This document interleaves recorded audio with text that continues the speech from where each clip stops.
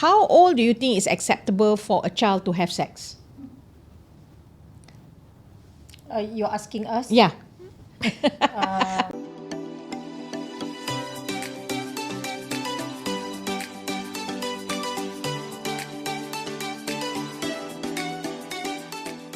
Assalamualaikum dan salam sejahtera. Kembali kita again to Children's Protection Society Berani Bicara, Jangan Sentuh Saya. Hari ini kita ada tetamu dan beliau merupakan seorang kriminologis dan pensyarah kanan di Fakulti Undang-Undang Universiti Malaya. Dengan lebih 21 tahun pengalaman dalam undang-undang serta kepakaran dalam isu pemerdagangan manusia, keganasan, pemajaran dan hak asasi manusia, beliau aktif menjalankan penyelidikan bersama mangsa dan pelaku jenayah. Beliau juga merupakan satu-satunya rakyat Malaysia yang dilantik oleh Mahkamah Jenayah Antarabangsa iaitu ICC dalam bidang counter-terrorism dan pemerdagangan manusia. Susah-susah juga tapi I will get there. Serta mengetuai usaha reformasi undang-undang jenayah di bawah Jabatan Perdana Menteri. Beliau adalah Dr. Haezreena Begum Abdul Hamid. Assalamualaikum Doktor. Panjangnya saya nak kena buat introduction tadi sampai berbelit-belit lidah saya. Waalaikumsalam.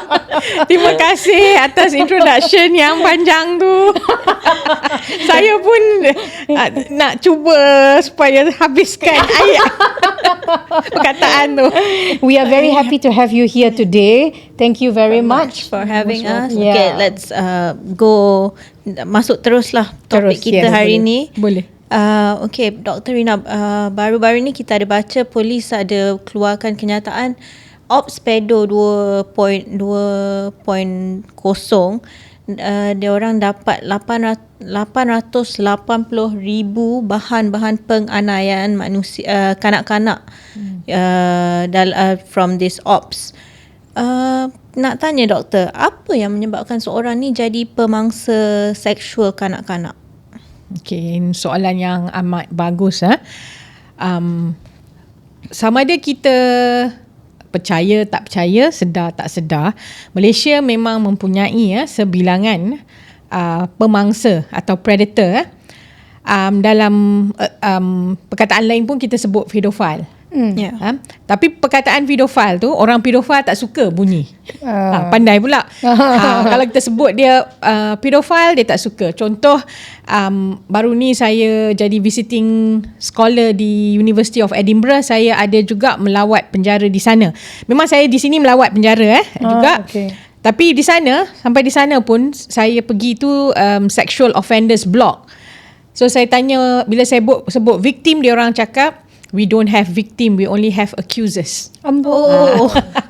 So maksudnya sama, lebih kurang sini pun dia orang perkataan pedofilia ni adalah satu perkataan yang orang pedofil pun tak suka. Sebab untuk mereka kenapa mereka rasa apa yang berlaku, kadang banyak tu mereka tidak rasa apa yang mereka suka itu adalah bertentangan dengan norma.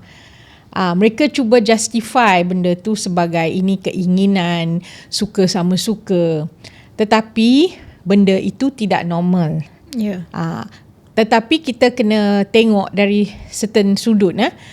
Kadang mereka fikir benda itu benda normal, tetapi kita yang membuatkan benda itu tidak normal. Oh, okay. Jadi soalan you balik macam mana why orang these predators ni boleh suka kanak-kanak? Because children are cute kan, beautiful kan. Children are innocent. Yeah. Mereka ni honest, mereka ni luhur. Mereka tidak ada sebarang prasangka buruk ke apa-apa. Jadi mereka mudah didekati dan mereka juga senang berkawan. Easy target lah kan? Yes, that's why you have an ideal target. Right. Kenapa mereka suka kanak-kanak? Sebab kebanyakan yang suka ni mereka tu pedofil ni kadang-kadang kita jangan ingat dia tu pedofil, dia suka kanak-kanak sahaja. Kadang dia suka juga orang dewasa. Tapi dia juga suka juga kanak-kanak. Jadi tak semestinya pedofil ni dia tu hanya suka kanak-kanak. Dia suka juga orang lain tapi dia juga suka kanak-kanak. So pedofil ni bukan saja just because dia berkahwin doesn't mean dia tak boleh jadi pedofil. Yes. Okay. So kadang-kadang stereotip kita ingat dia suka kanak-kanak je. Mungkin ada yang macam tu. Tapi ramai kalau kita tengok pedophiles ni ramai yang dah berkahwin. Orang tua, pakcik-pakcik, mak bapak perempuan pun ada banyak So it's not just lelaki. No, kebanyakannya lelaki, but we have women pedophiles as well. Okay. I actually didn't know that. Yeah, we do have. Although it's lesser in numbers lah. Right. Okay. Now we know pedophile ni dia orang suka because they think it's normal. Tapi is it sebab masa dia orang membesar tu background dia orang macam mana? Were they brought up in a normal environment tapi macam mana dia orang boleh terpengaruh nak jadi pedophile ke memang their environment was not healthy in the first place that they become a pedophile, macam family mak bapak dia orang abuse dia orang. Macam mana doktor? Because we don't know macam mana orang ni boleh jadi pedophile. Dia banyak sebab kadang kita nak cuba tengok adakah orang tu dianiaya, dia dibesarkan dengan cara kekurangan kasih sayang ke ataupun telah didera ke secara seksual. Ada antara mereka yang telah melalui perkara-perkara sebegitu, tetapi tak semestinya. Sebab ini adalah attraction. Dia suka kepada kanak-kanak. Untuk apa-apa saja. Kadang frustration. Mungkin dia tidak dapat membuat apa yang dia suka dengan dewasa, dia lepaskan kepada kanak-kanak sebab kanak-kanak lebih mudah, easy target. Okay. Kanak-kanak senang diugut. Jangan bagi tahu orang, nanti something happen. Jadi firstly dengan keberadaan easy target. Satu lagi yang saya memang tak suka adalah this sexual objectification of children. Membuat kanak-kanak tu sebagai suatu objek seksual. Ini saya tak bermaksud victim blaming sebab saya ni advocate yang sangat strong against victim blaming. Tapi apa yang saya lihat kadang-kadang dalam media juga kanak-kanak dibuat macam orang tua macam satu objek seksual. Banyak di barat. Macam ada dekat US dance moms ke apa? Yeah, dance moms. Dance moms kebetulan sebab saya pergi ke Edinburgh tu, because saya cerita ni sebab saya baru balik pun ni. So 2 minggu sebelum saya melawat, ada kes di sana di blok yang saya pergi tu. Ni yang penghuni di situ, family dia hantar DVD dance moms. Jadi dia hantar situ, DVD tu circulated sama-sama dia orang. And then dia orang tangkap ni sebab keluar dalam tu pedophiles was interested, was having a blast watching dance moms. Lepas tu bila officer semua tengok, dia tengok tak ada apa. And dia siap letak at which second. So when I saw that, actually they sexualize certain moves. Maksudnya kalau kita tengok budak tu menari ke jumping ke, kita tengok budak tu bukan secara seksual. Tetapi mereka tengok benda tu secara seksual. Jadi kadang-kadang bila kita cakap pasal, even if we talk about materials ke videos of children, masalahnya kita jangan menganggap bahawa hanya yang explicit content tu saja yang mereka tengok. Kadang mereka tengok benda yang sama kita tengok, tapi mereka tengok dengan kacamata seksual.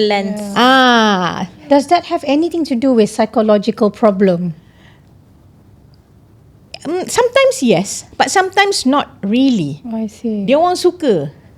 It's just their fetish, we call it, obsession with children. Because children is pure, children is nice, they like young things. Also sometimes I think the biggest problem is the normalization. Right. Because women are so sexualized, and young women children are so sexualized sampai benda tu jadi normalization of women and female children, daughters, girls. So bila dah terlampau dah sexualized, benda tu jadi normal. Dia anggap kita yang making fuss about something which should not be made fuss about. Yeah. I think macam banyak juga in Malaysia kita tengok parents pakaikan anak dia orang macam, you tengok tu macam that's adult clothing. You see there was a case macam kita tengok, why is this parent pakai anak umur 7 tahun dah pakai tumit tinggi, dah pakai baju macam orang tua. And then panggil pula budak tu my young wife or something like that. Oh, ya ke? Ada baru-baru ni in social media. Mini wife. That was the term used, mini wife. God. So this is, I don't know, we are talking about this, right? Subject. That's terrifying. What are your views on this? Kan kalau macam kita pergi dekat macam dululah masa saya duduk dekat Penang and all that, dekat dekat Butterworth and all that, dekat malls dia apa, every other month mesti ada modeling or ada ratu cantik kanak-kanak, ratu cilik, dan macam dia nanti dress up anak dia orang yang kecil-kecil ni dengan baju yang tak sesuai. Lepas tu suruh anak tu model. Lepas tu suruh anak tu menari. What do you think? I mean, do you think this is also a problem? Contributing to this a problem? Yeah. To me, this is something very complex because if the child suka, and the child suka ni pun, dia absorb apa yang parents suka. Kalau parents suka, dia automatic suka. Kadang. So to me, I feel that they can dress however they want, because kalau especially girls, dia bagi apa? Dolls. Yeah. You give dolls are dressed like that. Yeah. They tend to want to dress like that. So you can't really blame them. That's why I was like, why girls are given dolls, boys are given something else, right? So jadi bila mothers put them on competitions ke beauty competitions, I don't see anything so wrong in that sense, as long as it's meant for children level. It's not to mimic adults. It's not to mimic adults, because I think the problem is that they try to get the children to mimic the adults, and then you have all these predators there, male predators. Don't tell me those who are watching there, not one of them are not predators. They themselves are also, some of them are predators. Correct. So saya rasa kadang-kadang parents ni yang masukkan anak-anak pertandingan ni, dia cuma one way, dia fikir nak anak dia menang ke, anak dia menyelah. Dia tak fikir the side effect. Consequences, akibat. So parents should also think, okay, no problem, you want to do that, but firstly, does your child want to do that, or is your child forced to do that for you? If your child is it appropriate for the age? Okay. Child appropriate tu kita kena tengok. Okay. So then my next question would be, how do parents mengesan grooming ni macam mana? Macam tiba-tiba, okay, let's say dia pergi masuk competition ni, atau ada orang respond to their social media post, oh anak puan ni cantik lah, cute lah, macam tu. How do you kesan grooming ni? How do you mengesan all this behaviour? Okay, sometimes it depends on how attentive the parents are. Kadang-kadang parents dia tak boleh kesan. Orang budak-budak yang kena grooming ni, the groomers first thing they tell, don't tell your parents. Don't tell anyone. Secrets. Before they can groom the child, they gain the trust of the child. They make friends with the child, right? So the child will say, that's my friend, and this is our secret, I'm teaching you this and that.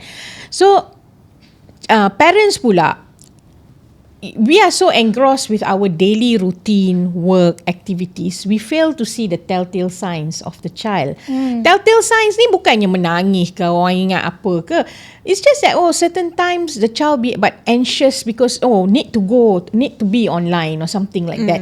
So even the slightest thing, you can ask the child, like, what do you have? I need to speak to a friend. Yeah. I mean, if this is online grooming lah, if it's face to face, some person they are meeting, that's even worse lah. Yes. So I think it's good to just for parents to ask the child, and sometimes children won't tell the parents. Yeah. Ask the siblings, the closest siblings also, if any, best friends. If not the siblings, the friends. Right. Check. I think we don't check, and then when we find out, it's too late. Yes. That's Most of the problem. time it's too Most late. of the time it's too late. Boleh tak pemangsa berubah atau dipulihkan? Have you come across any example? Ada example tak? Yeah. Okay, I have got several examples. Okay. Actually many examples. Tapi dipulihkan 100% I wouldn't say, tapi boleh mengawal. Okay. Saya rasa yang paling penting adalah mengawal daripada pulih. Macam kita, katalah saya suka nasi kandar. Nasi kandar Penang lah. Let me make that straight, okay? Not nasi kandar here. Nasi kandar Penang. Saya suka tu daripada kecil. And then you want me to pulih from eating nasi kandar by giving me nasi lemak. I like nasi lemak tu. But the thing is that, I can never forget. Yeah. I will still crave for that. Only thing I boleh kawal. Kawal tu, it's like coffee, it's like anything else. So if we're talking about those who have this desire, this fetish ni, I think the most important thing is to let them to be able to control their urges. So cara control tu sama ada secara klinikal atau sama ada secara holistik, therapeutic. Jadi kalau spiritual, banyak yang cuba untuk ni lah. Ada yang kata, okay, kalau secara spiritual tu puasa ke, meditasi ke, bercakap dengan orang ke. Tetapi itu tak bermaksud dia lupa tau. Dia masih mungkin suka, tetapi dia boleh kawal. Okay. Saya rasa kalau tanya kat doktor-doktor, dia orang lebih tahulah, ada banyak yang dia orang bagi ubat. Apa tu, Dr. Rina, ada tak pernah ada satu patient bukan patient, I mean orang yang saya pedophilia yang that you have spoken to, macam dia macam kesal, dia dah buat, dia seorang pedophilia yang dan dia nak berubah, ataupun majority is macam, no, saya tak buat salah, saya, it is not wrong. What weighs more? Is it orang yang memang dia orang tahu dia orang dah buat salah, dia orang nak berubah, ataupun dia orang macam tak boleh berubah, dia orang macam tak, saya memang tak buat salah pun. Kebanyakan dia weighing on which one? They accept that they have done wrong or they don't? Banyak don't. They feel that it should be a better way to evade. Okay. Banyaknya don't. Kalau yang ada tu, they also have a problem of controlling their libido. So they will be on medication. They have this voyeurism punya ni diagnose, and then they do make a fuss, some of them, saying that this fuss about child activists, women activist group, we are overdoing it because they say that religion allows. They play with sentiments of religion. We play with the sentiments of culture. And if you see, for example, child sex tourism, we do have this thing called in Malaysia. We don't have in Malaysia. We do have in Cambodia, but that does not mean that we don't have any here. It's just that it's not noticeable. Like, for example, the nearest, like say in Cambodia, Kenya, there's so much of child sex tourism, and that particular town or city, they encourage, because you have the sex tourists who come for the children, and they will come and buy things. contribute to the economy. So they use the children as a commodity to enrich the economy of that people around there. So you see how society even tolerate this, Because allow this.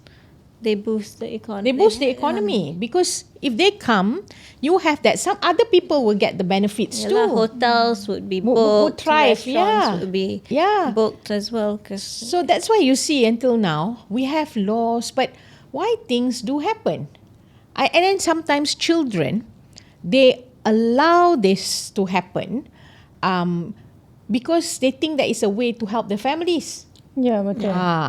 But that is that. But if you talk about this normal predators who tengok budak-budak ni kan, sama ada mereka boleh dipulihkan. Macam saya kata lah, dia kata, well, children have got their period at the age of this, and they will start talking about Prophet Muhammad, and then they said that, well, you know, children those days maybe do not know much as children nowadays. Yeah. Children nowadays know more explicit words and vocabulary.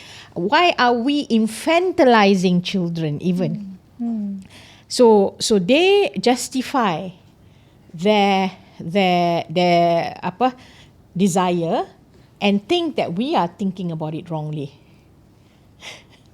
Pandai dia psycho balik lah. Dia psycho balik. Actually, most people who commit crimes, especially sexual crimes, they like to justify what they do. Correct. Even scammers. Yeah.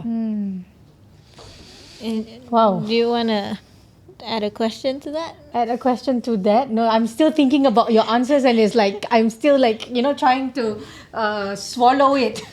Maybe you want to know about women pedophiles. Yeah. Yeah. Women pedophiles. What is from the out of what is the nisbah lah? Let's say Maybe 9-1 lah. 9-1. I think when you talk about women, right, and also a man, right? Okay, when you talk about them being a pedophile, it doesn't mean men would go for girls or female women would go for boys, right? They could go with their same same gender as well. Yeah. That's why you hear cases of men sodomizing a boy. Yeah. Okay.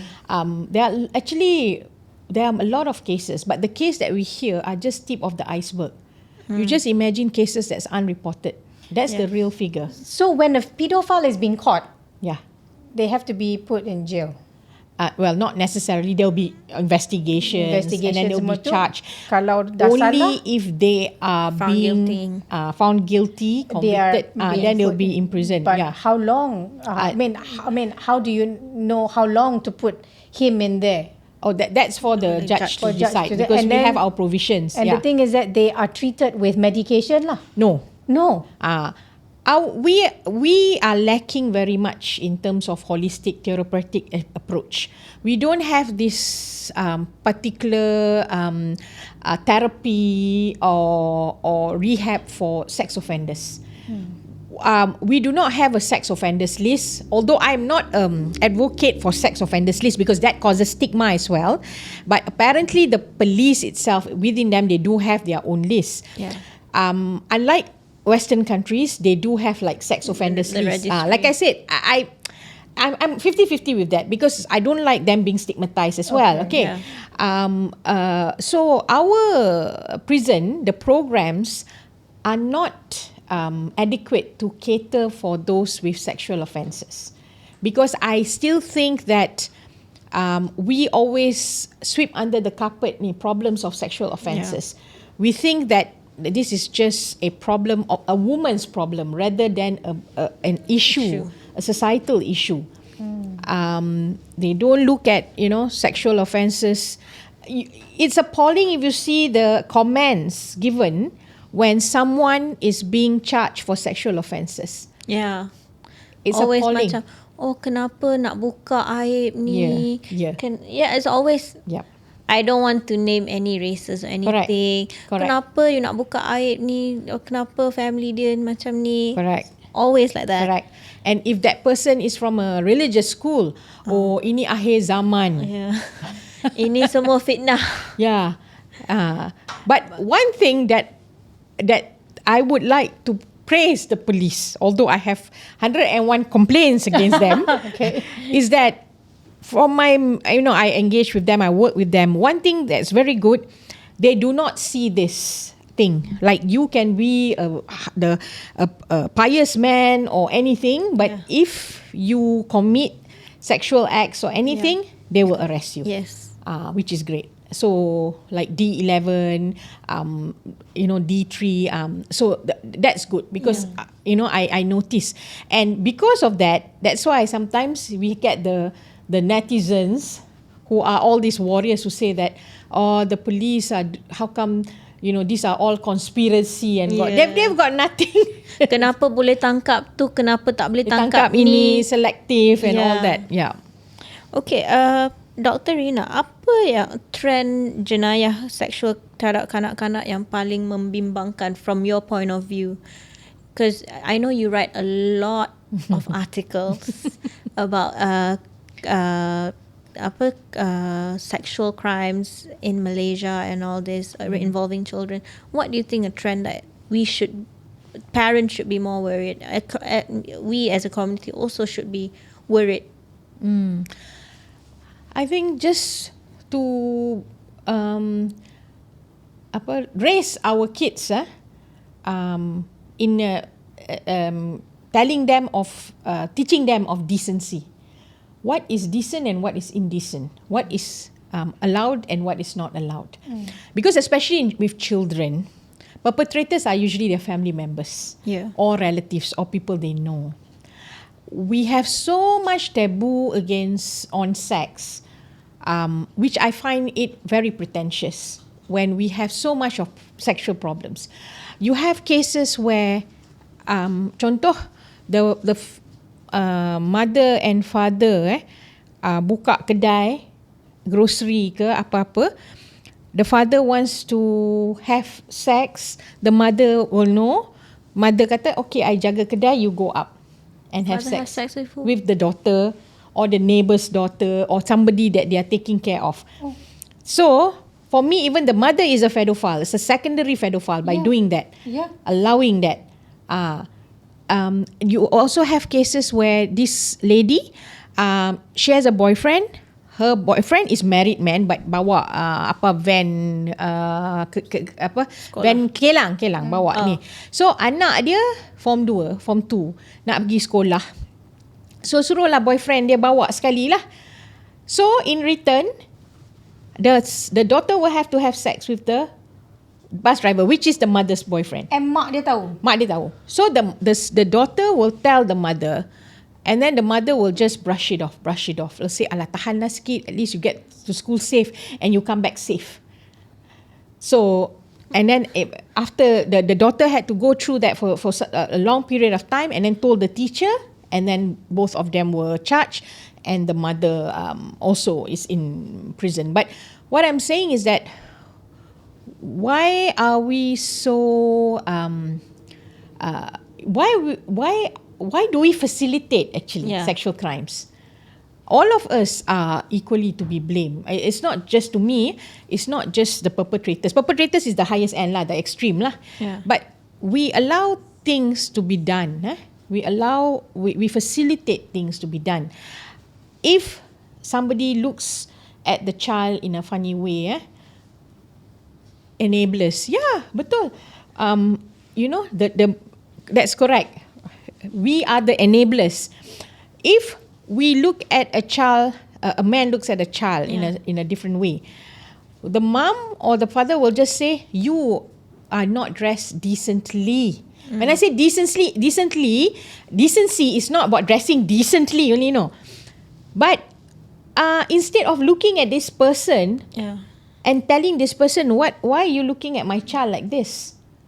Why is it so hard to actually educate that person rather than blame your own daughter or your wife or your sister for looking like that? That's why lah, kita in Malaysia we are victim blame, always victim blaming. It's never the perpetrator's fault. It's always you pakai macam ni, you allowed yourself to be in that situation. But most of the time, people not most of the time. It's all the time. Yeah. People enable that behaviour. Bukan nak salahkan kenapa orang tu dirogol. Yeah. Salah kenapa you kena rogol because you pakai baju macam itu. Yep. Never kenapa orang tu rogol. Exactly. That's why if you see United Nations at the headquarters, they have a space, like a museum where they have all these mannequins. They wear the mannequins with the clothes that the women was wearing when they were raped. None of those wore anything revealing. And a lot of women who are dressed with hijab, with all this Covered. are also raped. Because to me, rape, if we talk about rape, Yeah. sexual assault, sexual offences, is not about sexual intercourse. It's about power, assertion of power. Yeah. Of course, the method is that, but it is assertion of power. So when we go to children, children are defenseless, children are vulnerable, but children have rights too. Yep. I think a lot of parents also do not remember that. They think that because that's my child, I am responsible for my child, therefore I make decisions for my child without thinking of what the child wants. Yeah. Wow, that's deep. I'm so sorry, but that's what you get from a criminologist. I haven't even told you the most grim things. Right? Belum lagi tu kan? Belum on the Aduh. Yeah. Okey, sebagai masyarakat, apa yang kita boleh buat secara realistik untuk cegah pemangsaan kanak-kanak? Sexual education in school. Yes, I agree. Dan I think dari prasekolah. Prasekolah. So kindergarten. Dari kindergarten. I had a workshop with the National Institutional of Health. So this D11 lady, the officer, she's a psychologist also. She also said the earliest one of her case was a boy, age 5 years old, who tried to sodomize the brother or the sister. I think we know this. We know this case. Because we're talking about whether there can be penetration. Yeah. So meaning that child probably was watching something or seeing something. Betul. So what I'm saying is that what can we do? Teach children prasekolah what is okay, what is not okay. What is good touch, what is bad touch. Right. Safe, unsafe touch. Yeah. I remember I have a friend, well, she's still my friend. She's a sociologist. She taught her child when he's a baby, hungry, no, things like that. So meaning that you can even teach yes, no to a baby by sign language, even if they can't speak yet. So at least, of course, babies, toddlers, they don't know that, but they know something which may not seem right. So yes, no. And then as they go into preschool, you can teach them, this is not allowed, this is allowed. Yeah. Who is allowed, who's not allowed. If someone within your circle of the family does that, who do you go to? Yeah. So we Safe don't teach. adult semua. Yeah. Stop thinking that we are trying to teach children how to do intercourse. That's not what sex education is. Yeah, For goodness betul. sake. It's always nak ajar sex education ni, nak ajar anak-anak macam mana nak lakukan seks. Tapi sebenarnya kita nak ajar. The point is wrong already. Yeah. Kita tak ni pun dia orang pandai. Ya, itulah. Apa pula? Itulah Kan? kanak-kanak kita baca budak umur 12 tahun buat group chat jual bahan-bahan lucah. Yes. Semua tu yang tak ajar. Itu dalam pada tak ajar lah. Because sekarang we have to stop thinking like that. Now, zaman dulu tak tahulah, zaman sebelum tok saya mungkin lah. Itu pun saya tak tahu. Itu pun sebab benda ni biology kan. Yeah. Sekarang we have all these things at our fingertips. Yeah. So whether we like it or not, we cannot control on that influx of information and material we're given. So how do we address this? We address this through education. We have to educate what is acceptable, what is not. This is the implication. We have to stop at this sense. What will happen. So macam tu, kita kena fikir. Tapi kita tak ajar, kita biar je. Tak boleh sebab nanti dia kata kita ajar benda-benda bukan-bukan. itulah. I think people yang fikir macam tu, mungkin dia yang fikir macam tu. Yelah, the lensa tu. Lensa tu, which, and to me itu adalah lensa kita. Kenapa kita nak berpura-pura? Tak payahlah berpura-pura tu. Embrace what is happening. Kita, masyarakat kita suka berpura-pura. Sangat. And it doesn't get us anywhere. Yes. It doesn't solve the problem. No, it does not. It doesn't address the problem. No, it does not. Yeah. So it's all about, boils down to education. Boils down to education, welfare, empathy. It's also not educating the children. It's also educating the adults. Yes. Right? Yeah. Adults, teenagers. I go into my research, I've gone into 6 prisons. The ones that I did my fieldwork. I interviewed many of them. There are also women, so many women. They've got 8 children with different baby daddies. They don't even know who their baby daddies are. You know? So, and then they have 3 given to this, 2 given to this. Another one don't know who take. You know, we have so many people like that. It's sad.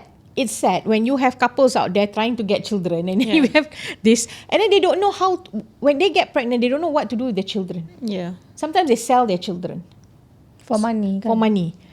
All because they do not have education. Also, we do not teach people, we do not put it on TV what to do if this happens to you.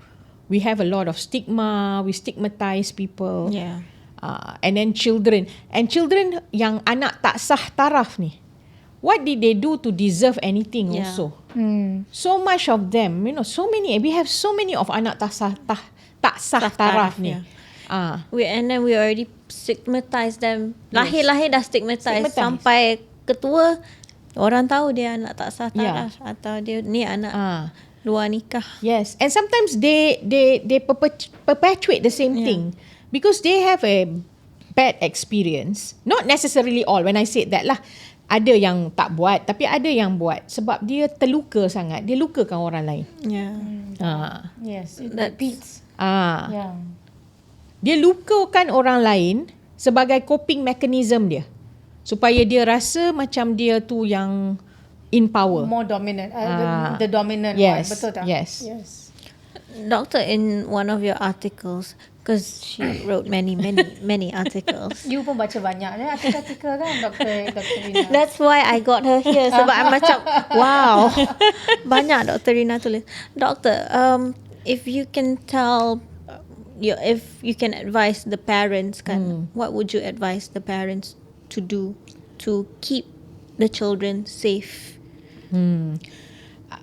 For you to keep your child safe, you have to become a good parent. So how to be a good parent? Number 1, think of the welfare of the child. This one, you know, the thing is that when you become a parent, we are not being trained to become parents. Yang tu kita kata kita nak introduce parenting school. Sini. Actually, I think that's a very good idea. Parenting schools. And parenting schools should be, I mean, if I say this, people is going to say, oh, you are, you know. Kita nikah, kita kena bagi tu khusus Kahwin. perkahwinan khusus. Khusus perkahwinan. Kita nak anak, kita kena bagi khusus lah. Khusus kita nak bagi sertifikat, you boleh ada anak, yang ni tak boleh ada anak. Dia tak lepas. Tapi dok pi khusus kahwin berlambak-lambak, yang bercerai pun berlambak-lambak kak. Kalau tengok, dia punya data berlambak-lambak, and then among young couple so many. Kahwin next week dah nak pergi cerai. You tengok that one also saya say, if that is happening, that means your khusus is not working. It's not working. So we don't have any parenting course actually. And also if we want to talk about parenting course, from what age? You see our kita punya I asked this question about when we were talking about risky sexual behavior. How old is it? How old do you think is acceptable for a child to have sex? You're asking us? Yeah. When? Okay. When? How old? How old? And they can be responsible enough. Yeah. When they know the consequences of having sex, I think, and if they can bear the responsibility of all this that comes with sex. But if that is the case, I think nobody, especially the men, will not want to be responsible. Right. I mean, the law says 16 for girls. Malaysia is 16, is it? Yeah, for under our penal code, if 16 below is statutory rape. Okay. Okay? All right. But if you see, for marriage, what is the marriageable age? Kalau dalam Islam bila dia dah akhir balik. But kalau kita punya enactment, which ikut negeri, kebanyakannya for boys 18, for girls 16. But even 16, you can still go before, lower than that, kalau dapat kadi, permission. hakim mahkamah syariah bagi. So untuk I, there's a bit of a mismatch between that age. If we are talking about child marriage and child sexual behaviour, kenapa yang ni 16 below, yang ni boleh pula child marriage? Yeah. Because kita punya CRC, the Convention of Rights of the Child, although we are a signatory, ratified it, so many reservations. Sebab we are sort of saying, no, although yes, but then, our culture allows it, our religion allows it. So for me, if you're talking about, how old will a child be ready for sexual thing, we should not think just on biological. Biological, ialah menses tu. Yeah. But in terms of economies, mental, psychological, we don't seem to think of that. We never shouldn't think of that. No. You're asking me what age? Never. Betul. There's no age. There's no age. None. Because different people progress in life different at a different age. Correct. Different stage, right? Correct. I'm still my mother's child. Oh. How can a mother's child be a child? Correct. Be a mother. Correct. Yeah, correct, right? Correct. And you're like, how old, Min? Old enough to get married lah. Old enough. Yeah, I guess you're right. There's no numbers to it. There's no age numbers. to it. So we need, like you said, that I feel that parenting course is so good. I think even for me, I'm a person who thinks that they should even teach that in school. Because for me, parenting course is not just for the parents to know, but for the children to know what the parents are supposed to do. Yeah. Betul. Then the children will say, oh, that's neglect. That's child endangerment. Get it. I think when I was younger, I always tell my mom, Mommy, you cannot do this to me, Ini, you child abuse, Yeah, because we have a lot of child endangerment. I mean, minus like you, and I know some kids who say that everything is like, and then we say kids nowadays, gosh, they know everything. But the thing is that you still hear of, child dying in the car, stuff in the car, being left in the car locked when the mom goes and take the money from the ATM. Things like this and then just leaving the child hoping, at a restaurant, leaving the child hoping others will babysit your child. Yeah. That's wrong all the way. And we think that, we don't see what is child abuse, child neglect, child endangerment. So I feel that this parenting course is not just for parents itself. It's for children. When you teach them what the responsibilities of the parents, you're also teaching them about that, and also they grow up, it's ingrained in them. Yes. Dr. Rina, boleh tak bagi contoh-contoh examples lah, the one that you have come across, and also the methods of addressing the issues. Okay. I've had and heard several many kind of cases. This one case is a bit unique, and this is a woman pedophile. So she's the godmother of this particular boy. So, but you see how they think. She says that that's her boyfriend. So she's about 40 years old. So she had, and supposed to be godson, because the mother is, the grandmother is her godmother. Okay. Yeah, so something like that. So she has been having sex with this boy since the boy was 12. The lady berapa? 40. 40. And the boy was 12. Okay. So she was a pedophile, and it was going on, and it only came to fore when during COVID, I think, she had an argument with the boy, and then she locked the boy in the room, and she took her wallet, and then the mom only realize. To me, it's also the mom's fault for realizing it quite late. And then after that, she was arrested later on. And she was arrested incidentally because it was during COVID. She was eating on the roadside. And then there was a name. So the thing is that when she talked to me as if it was a lover's quarrel. It was a lover's quarrel, and it was the boy's revenge against her. Okay? So she don't see it as being anything wrong. Okay? And then there was also a case of this particular guy whom he was having sex with this neighbor's child. Like I said, and the neighbor's child too, because the neighbor can't pay duit asuhan, pay money. So in return, he felt that he was entitled to that. Okay? So when they talk to you, they will talk as if they believe what they're saying is true. Like, that's their entitlement. Like, who is going to do work for free? You know? And the girl did not say anything because the girl knows that... Budak tu umur berapa? Budak tu 9. I guess this boy and this girl example, they don't know that actually this act is a wrong act because they have never been taught. Well, do you think so? No. A lot of them, they know. They do know. But because when they have parents allowing it to happen. So they think it's okay. They don't think it's okay. They cry, but they say that they don't want, sometimes because they, those people end up in prison because something happened to them. It's either they get, they couldn't take it anymore, or they have some kind of disease, or they get pregnant. Sometimes they become so depressed, there's some psychological problem, so it gets picked up maybe in school or with teachers or with friends. So like I said, it's sad. Even when there is a case of for sex trafficking where the parents sell the child, okay, to a pimp.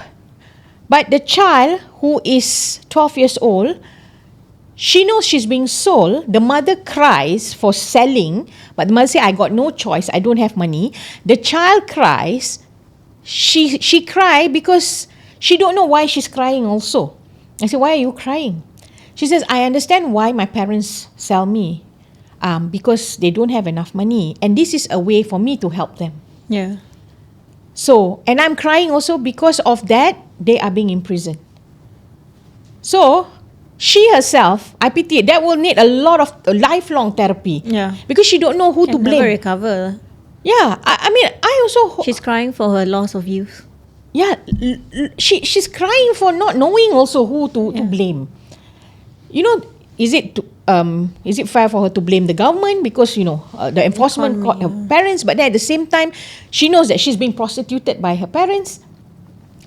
So that there are many cases of this sort. There was one, she owes money to the along. So she allowed her child to be prostituted by the along man, for so long. And she says that's the least that I can do to help my mother from being beaten up. Methods, we have all sorts of methods. I'm quite surprised that we do have countries in the world that still impose medical castration. We do? No, we don't. No, we don't. But we have countries in the world that does that. Even European countries. Oh. That has medical castration. I thought we banned it dah lama dah. Yeah. But the world. Unfortunately, there is. I'm quite surprised also. You have some countries in Europe that just still have it. We do not have a specific program for sex offenders rehabilitation. Like I said, we don't have that in prison. We only have the PPI, the halakah is spiritual, and then therapeutic community. That one TC, that one yang untuk drugs and everything. Yang halakah tu, dan kebanyakannya recidivist punya rate tu so high sampai orang yang keluar masuk tu pun dia hafal program tu, boleh jadi lecturer untuk yang tu.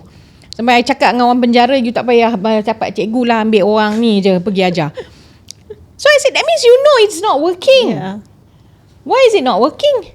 Because there's something wrong. You're not addressing the issues. So I think we really need to look at things in a holistic manner lah. So you really think that having this rehabilitation program in the prison is important? Yes, it is so important. that's when you need psychologists and Everybody has to work together. and spiritual alone does not work. yeah, of course. Spiritual is one thing. They will just go because they're forced to go. They cannot stay in their cells. Yeah. But you have to make them realize what they did is wrong. A lot of them don't realize what they did is wrong. They just feel sorry for themselves because they got caught. So I think there's a lot to unpack in this episode, and there a lot for us to actually learn and study. I think Dr. Rina, kita kena ajak Dr. Rina balik datanglah for the second time. I think kita ada banyak yang kita kena discuss, and then there's a lot that I think audience mesti nak tahu. I think real cases memang is very good. Because at least kita realise that actually there is a problem and ada real cases. But anyway, kita jangan membuang masa Dr. Rina lagi. Dr. Rina sibuk. We hope that we'll be able to get you to come again and so that next time our audiences can learn. Sure. And thank you very much. And I wish you all the best. Most welcome. And Thank you. We'll see you in the next one. Okay. Yeah? Thank you. Okay. Thank you. Thank you.